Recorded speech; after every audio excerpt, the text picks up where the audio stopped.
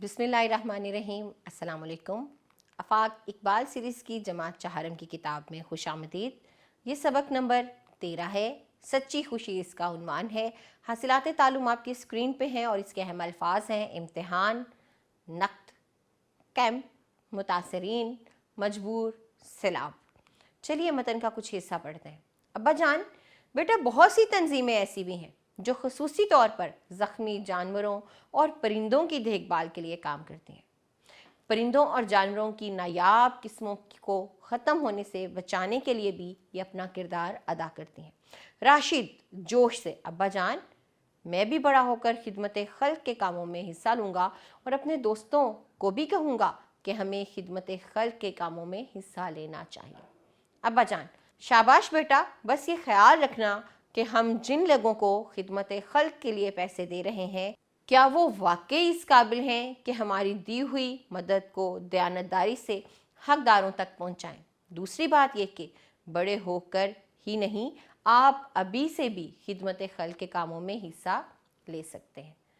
تو آپ اس سبق میں کیا پڑھ رہے ہیں؟ یقیناً آپ خدمت خلق کے بارے میں جان رہے ہیں۔ اللہ کی مخلوق کی خدمت کرنا، کسی بھی طرح سے، مختلف ذرائع سے ہم ان کی مدد کر سکتے ہیں، خدمت کر سکتے ہیں، جو ایک نیکی ہے۔ تو اس سبق کو پڑھیے اور اس کے الفاظ کے معنی کو دیکھیے۔ کیمپ، ڈیرا، عارضی پڑاؤ۔ ہجوم بھیڑ یا رش کو کہتے ہیں۔ تنظیم ادارہ ہے فی سبیل اللہ، اللہ کی راہ میں تقسیم کرنا، بانٹنا، آفت، دکھ یا مصیبت۔ خدمت خلق سے کیا مراد ہے؟ خدمت خلق سے مراد لوگوں کی، ضرورت مندوں کی مدد کرنا ہے، کسی بھی طرح۔ جیسے کہ ابھی میں نے بات کی، ہم پانی پلا کر کسی کی مدد کر سکتے ہیں، کسی کو کپڑے دے کر اس کی مدد کر سکتے ہیں، پیسے دے کر مدد کر سکتے ہیں، ڈاکٹر کی فیس ادا کر کے مدد کر سکتے ہیں، کسی کے بچے کو پڑھا کر مدد کر سکتے ہیں۔ بہت سے طریقے ہیں، یہاں تک کہ کسی کے رستے سے پتھر ہٹا کر بھی ہم اس کی مدد کر سکتے ہیں۔ سیلاب متاثرین کی مدد کر سکتے ہیں، زلزلہ متاثرین کی مدد کر سکتے ہیں۔ مدد مختلف ذرائع، مختلف طریقوں سے کی جاتی ہے۔ آپ بھی بتائیے خدمت خلق کیا ہے اور اس کی اہمیت کیا ہے؟ یقیناً اس سبق کے بعد آپ نے یہی سیکھا بھی ہوگا۔ خدمت خلق کی تنظیمیں کیا کیا کام کرتی ہیں؟ تو خدمت خلق کی مختلف تنظیمیں مختلف کام کرتی ہیں، لیکن ہر تنظیم کا مقصد خدمت خلق ہی ہے، لوگوں کی مدد کرنا ہی ہے، ان کی خدمت کرنا ہی ہے۔ ان سوالوں کے جواب دینے کے لیے آپ کو پورا متن پڑھنا ہوگا تاکہ اس سوال اور اگلے سوال کی آپ جوابات کو دے سکیں، ان کی نشاندہی کر سکیں۔ اگلا سوال یہ ہے کہ آپ نے سبق کے مطابق درست جواب میں رنگ بھرنا ہے۔ بازار میں ایک جگہ تو لوگوں کا ہجوم یا رش یا بھیڑ کیا نظر آیا؟ درست جواب میں رنگ بھریے۔ سیلاب کے پانی سے فصلیں ہو گئی تھیں برباد یا سیراب تو برباد ہو گئی تھیں۔ آپ اس سارے سوال کو دیکھیے جو آپ کی کتاب میں موجود ہے اور درست جواب میں رنگ بھریے۔ آگے آئیے، آپس میں بات چیت کریں اور بتائیں ہنگامی صورتحال، چاہے وہ سیلاب ہو، زلزلہ ہو یا کوئی حادثہ ہو، آپ اپنے اور دوسروں کے بچاؤ کے لیے کیا کیا حفاظتی اقدامات ہمیں کرنے چاہیے یا آپ کر سکتے ہیں، بتائیں۔ حادثہ کبھی بھی، کہیں بھی، کسی کے بھی ساتھ پیش آ سکتا ہے، لیکن اس کے لیے ہمیں آگے کیا کرنا ہے اس بارے میں پتہ ہونا چاہیے۔ وہ کیا کیا ایسی حفاظتی تدابیر یا اقدامات ہیں جو ہم کر کے اپنی بھی جان بچا سکتے ہیں اور دوسرے کی بھی۔ اگلا سوال ہے کہ دیے ہوئے الفاظ غور سے سنیں۔ گنتی، اردو جو گنتی ہے اس پر چٹکی اور عددی گنتی پر تالی بجائیں۔ تو دوسرا ہم نے کیا کرنا ہے؟ عددی گنتی پر تالی بجانی ہے، اور جو ہماری اردو گنتی ہے، لفظی گنتی، اس پر ہمیں چٹکی بجانی ہے۔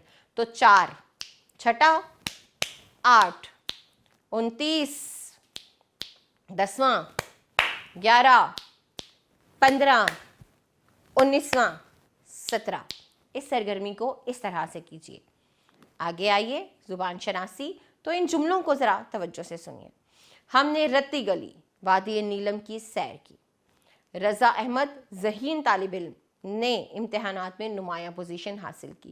اگر آپ نے ان جملوں کو غور سے سنا اور دیکھا ہو تو ان میں کچھ الفاظ کوسین یعنی بریکٹ میں لکھے گئے ہیں۔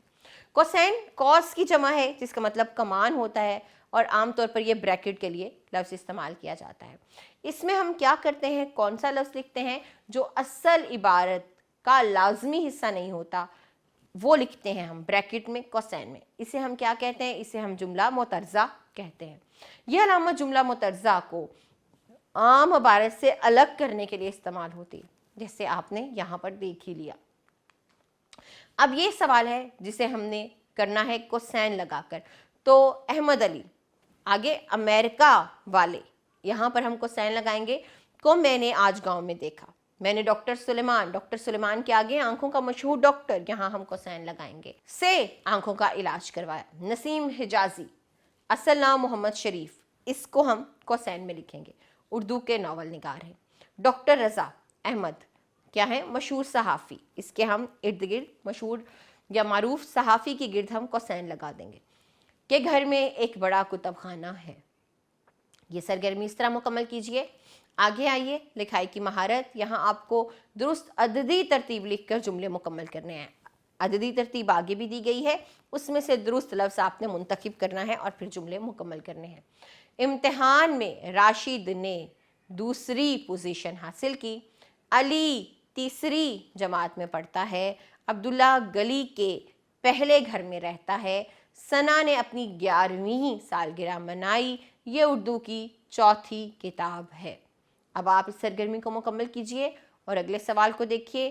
آپ کی زندگی کا وہ دن جب آپ نے کسی کی مدد کی ہو، اس دن کا حال آپ کو ڈائری کی صورت اپنی کاپی میں لکھنا ہے. اگلا سوال ہے جی، چارٹ پر بجلی، پانی یا گیس کے مختلف ذرائع کی تصاویر بنائیں یا لگائیں. بنا بھی سکتے ہیں، لگا بھی سکتے ہیں، اور پھر آپ کو ان کے درست استعمال کے بارے میں 5 جملے لکھنے ہوں گے. اگلا اور آخری سوال یہ ہے کہ استاد کی مدد سے بجلی، پانی اور گیس کا بل پڑھنا سیکھیں. یہ ایک بہت لازمی جزو ہے ہماری زندگی کا.